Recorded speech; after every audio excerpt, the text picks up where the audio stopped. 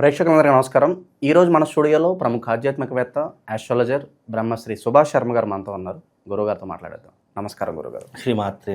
గురుగారు, జూన్ మాసంలో కర్కాటక రాశి వారి పరిస్థితి ఎలా ఉండబోతుంది? ఓవరాల్గా ఎలాంటి రిజల్ట్స్ ఉండబోతున్నాయి? ఎలాంటి పరిహారాలు చేసుకోవడం ద్వారా మంచి ఫలితాలు ఉంటాయి అంటారు గురు?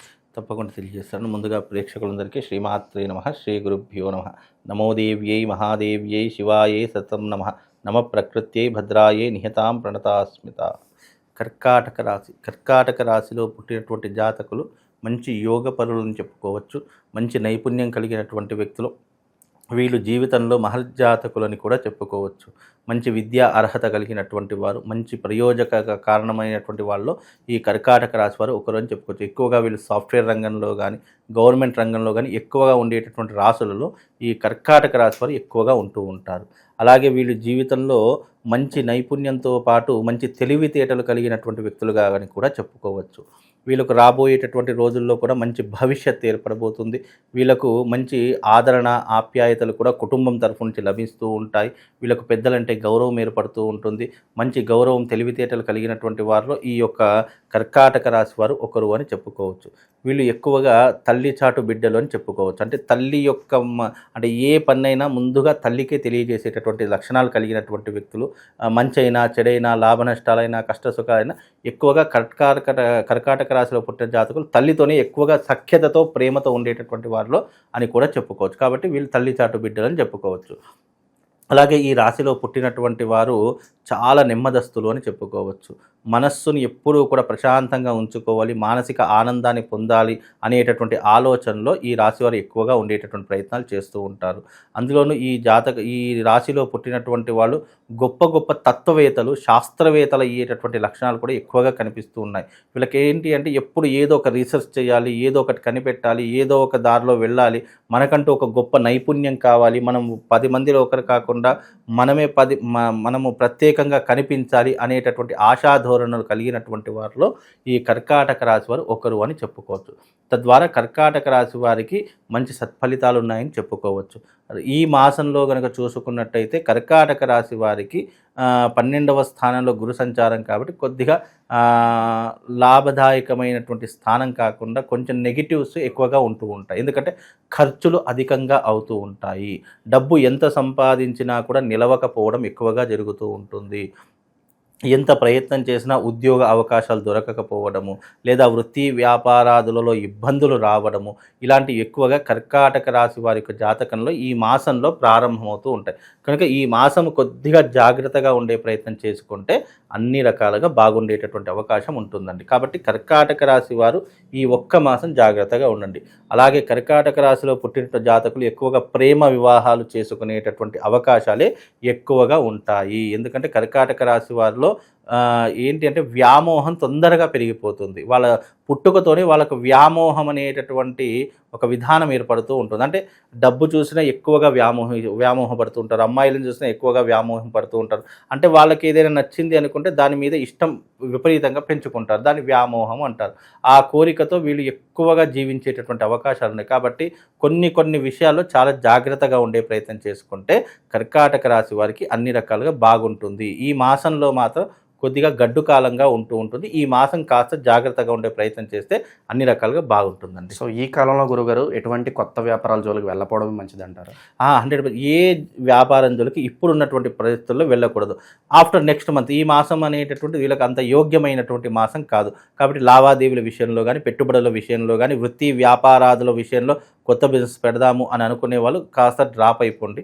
మళ్ళీ తర్వాతి కాలంలో మళ్ళీ వచ్చేటటువంటి రోజుల్లో మంచి రోజు చూసుకొని పెట్టుకోవడం చాలా మంచిది. ఈ జూన్ మాసం అయితే వీళ్ళకు కలిసి వచ్చేటటువంటి మాసంగా కనిపించట్లేదు. కాబట్టి ఈ మాసంలో కాస్త జాగ్రత్తగా ఉండే ప్రయత్నం చేయండి. ఎందుకంటే పెద్దవాళ్ళ సపోర్ట్ కూడా లభించదు, పెద్దవాళ్ళ యొక్క ఆదరణ లభించదు. ఒకవేళ ఏదైనా పెడదామనుకున్న ఆటంకాలే ఎదురవుతాయి తప్ప అంత సత్ఫలితాలు అనేటటువంటి కనిపించట్లేదు. కాబట్టి ఈ మాసం కొంచెం జాగ్రత్తగా ఉండండి, న్యూట్రల్గా ఉండండి.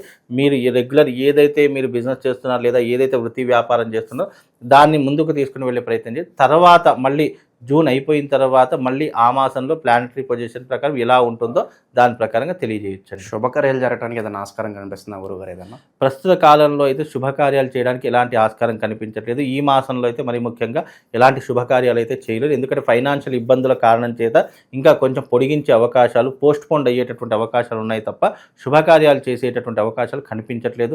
ఆర్థిక పరంగా కాస్త ఇబ్బందులు ఎదుర్కొంటారు కాబట్టి కాస్త జాగ్రత్తగా ఉండండి. విదేశాలకు వెళ్ళేవారు కూడా ఈ మాసంలో కొద్దిగా డ్రాప్ అవుట్ అవ్వండి. మళ్ళీ నెక్స్ట్ మాసంలో వెళ్ళేటటువంటి ప్రయత్నం చేయండి.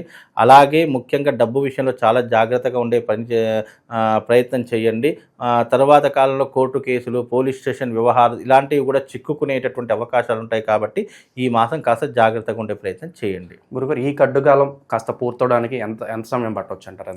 ఈ మాసం మాత్రమే కొద్దిగా గడ్డు కాలం అని చెప్పుకోవచ్చు. తర్వాతి మాసంలో కనుక వీళ్ళకు మంచి సత్ఫలితాలే ఉంటాయి. ఎందుకంటే ప్రతి మాసంలో ప్లానటరీ పొజిషన్స్ అనేవి చేంజ్ అవుతాయి కాబట్టి ఈ మాస ఫలితాలు అయితే కనుక చూసుకుంటే కొద్దిగా గడ్డు కాలం అని చెప్పుకోవచ్చు. తర్వాతి మాసంలో మంచి సత్ఫలితాలు ఉంటాయి కాబట్టి ఒక నెల మాత్రము ఆగేటటువంటి ప్రయత్నం చేయండి.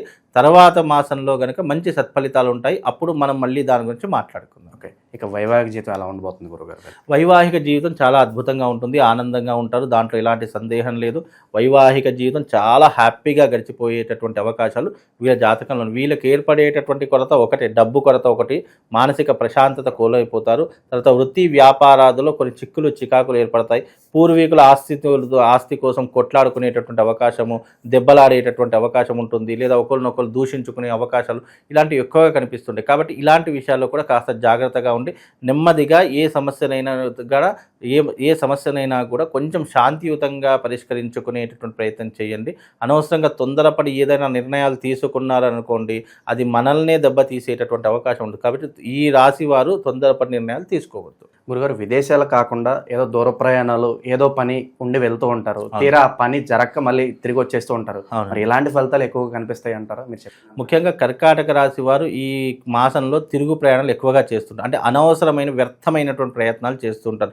ఏదో పని కోసం వెళదాం అనుకుంటారు, ఆ పని కాస్త నిర్లక్ష్యం అయిపోయి ఆ పని కాస్త కాకుండా వెనక్కి వచ్చే అవకాశాలు ఎక్కువగా ఉంటూ ఉంటాయి. అనవసరమైన తిరుగు ప్రయాణాలు ఎక్కువగా చేస్తూ ఉంటారు. విహారయాత్రలకు ఎక్కువగా వెళ్తూ ఉంటారు. దాని ద్వారా డబ్బులు అధికంగా ఖర్చు అయ్యేటటువంటి లక్షణాలు ఎక్కువగా ఏర్పడతాయి. కనుక ఈ మాసంలో కాస్త దూర ప్రయాణాలు తగ్గించుకునే ప్రయత్నం చేయండి. ఇంటి మీద ఎక్కువగా శ్రద్ధ చూపించేటటువంటి ప్రయత్నం చేయండి. భవిష్యత్ తరాల కోసం కొద్దిగా డబ్బుని వెనకేసుకునే ప్రయత్నం చేస్తే వీళ్ళకు కాస్త శుభం లాభం కలిగేటటువంటి అవకాశం ఉంటుంది. వీళ్ళకి ఏంటి అంటే కొన్ని చెడు వ్యసనాలు ఉంటాయి. ఆ చెడు వ్యసనాలు ఏవైతే ఉన్నాయో అవి కొద్దిగా దూరం పెట్టేటటువంటి ప్రయత్నం తప్పకుండా చేయాలి. అలా చేస్తేనే వీళ్ళ భవిష్యత్ అనేటటువంటిది బాగుంటుందండి. ఇక చివరిగా గురుగారు ఆరోగ్యపరంగా ఏదైనా జాగ్రత్తలు తీసుకోవాల్సిన అవసరం? ఆరోగ్యపరంగా అయితే ఏమీ అవసరం లేదండి. వీళ్ళు మంచి ఆరోగ్యవంతులుగా చెప్పవచ్చు. వయసు మీద పడినటువంటి వాళ్ళు, కొన్ని జబ్బులు ఉన్నటువంటి వాళ్ళకు ఒక ట్రీట్మెంట్ తీసుకుంటే సరిపోతుంది. ఇప్పుడున్నటువంటి ప్రస్తుత కాలంలో ఆరోగ్య సమస్యలు అయితే ఏమీ కనిపించట్లేదు. తర్వాతి మాసంలో మాత్రం ఆరోగ్య సమస్యలు అంటే ఏర్పడుతూ ఉంటాయి. కాబట్టి ఈ మాసంలో కాస్త జాగ్రత్తగా ఉండే ప్రయత్నం చేస్తే అన్ని రకాలుగా బాగుంటుందండి. గురుగారు కొన్ని చెడు ఫలితాలు అయితే ఉన్నాయి. అయితే మనకి జ్యేష్ఠ మాసం ప్రారంభం అయిపోయింది. ఈ మాసంలో వీళ్ళకున్న ఇబ్బందులు పోవడానికి ఎలాంటి పరిహారాలు చేసుకోవాలి?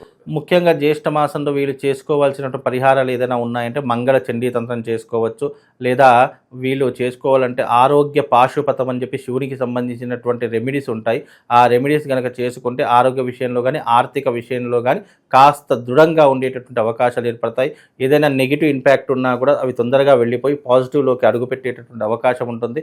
పాజిటివ్ ఎనర్జీని గెయిన్ చేసుకునే అవకాశం ఉంటుంది. కాబట్టి ఈ రెండు విధానాలు చేసుకోండి. వాళ్ళకు జీవితంలో మంచి సద్యోగం కలిగేటటువంటి అవకాశం ఉంటుంది. అలాగే మంచి భవిష్యత్తులో మంచి ప్రణాళిక వేసుకునేటటువంటి ఆలోచనలు కూడా వాళ్ళకి కలుగుతాయండి.